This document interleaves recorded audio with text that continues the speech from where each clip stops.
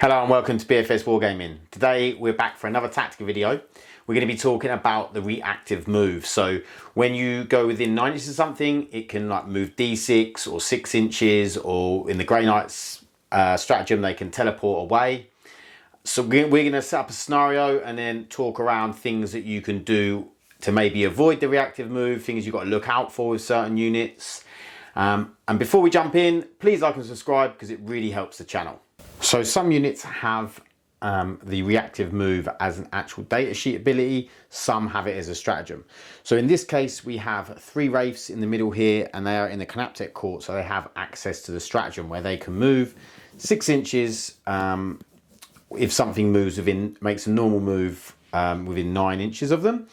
So let's say that I was to move this impulsor within 9 inches of these race, they could make a normal move.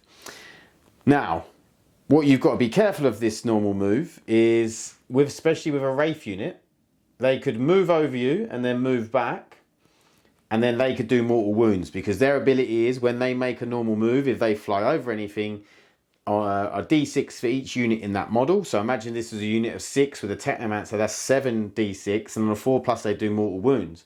So they could do up to 7 mortal wounds on your impulsor. Or imagine this is a unit of 5 infantry that move up. They could do up to 7 mortal wounds on that unit of 5 infantry. It might kill the whole unit. So that's something you've got to be careful with the wraiths, because they do have that ability, and with that Tactica court they can do that.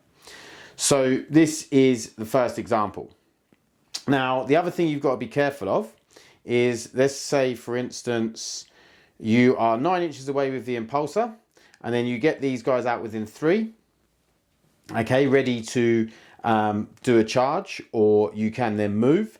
But let's say you just get out thinking, well, I've got out, it doesn't actually count as a normal move because it's just getting out. But actually, as rules is written, if you get out, it says that your unit, after getting out of a transport, cannot remain stationary when you disembark.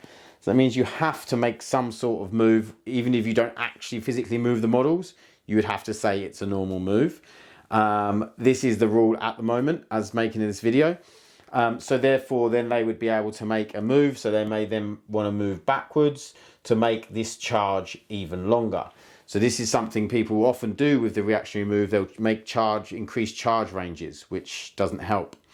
The other thing you've got to be careful of, let's say if we have the wraiths over here, and you get out of, or you move up with some eradicators, let's say, to shoot these wraiths or some other shooting unit, and you get within 9 inches of them, so because you want to get the melter, say with the eradicators, they can then make a reactionary move of 6 inches, and they could actually go behind this ruin, so then you wouldn't be able to shoot them. Okay, so that's something else you've really got to watch out with the reactionary move. So one thing you can do, if you have, let's say, a Land Raider, unfortunately you have not got a Land Raider to hand, or for instance, if you are a Drukhari player, or you have the Assault Ramp ability, basically where you can get out after you've made a normal move. If you can get out after you've made a normal move with the transport, and then you get your guys out, because they would have already made their normal move within the transport, when they get out, they don't count as having made a normal move when they do count as already making a normal move, but they're not making their normal move within 9 inches of the wraiths. So that means you can't use the reactionary move. I hope that's clear. So if the vehicle's already moved up to just outside 9 inches, you can then disembark your unit with wholly within 3 of this, then giving yourself a 6-inch charge, and this unit cannot move. So you can only do that with units that you have the ability to have, that have already made a normal move, and then you can get out afterwards and then charge. Okay, so that's one way round to get round the reactionary move.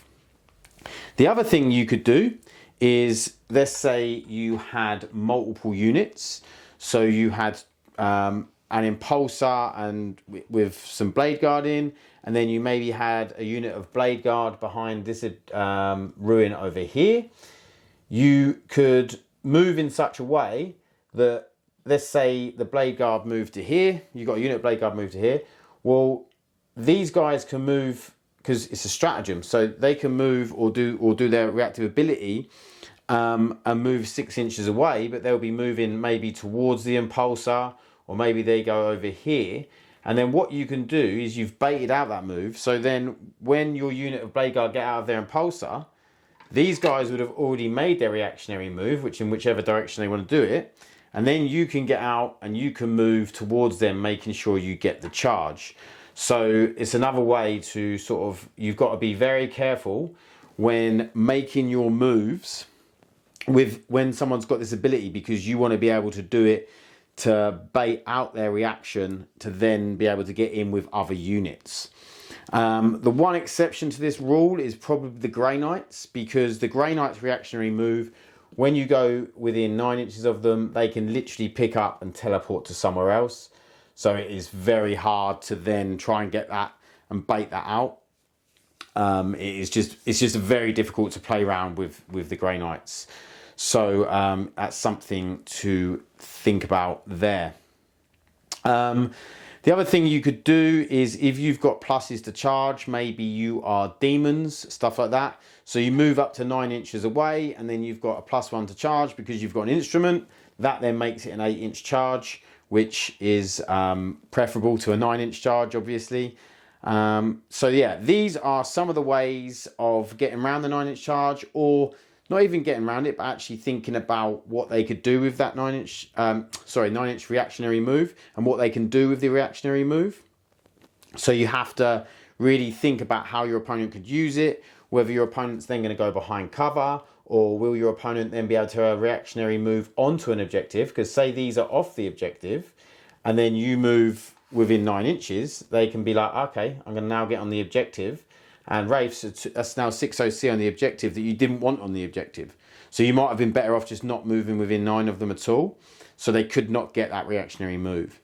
It is one of those things that is obviously something, it is a lot to think about. But hopefully this has given you some tools to deal with that reactionary move, or at least be starting to think about how the reactionary move works and things you can do to combat it.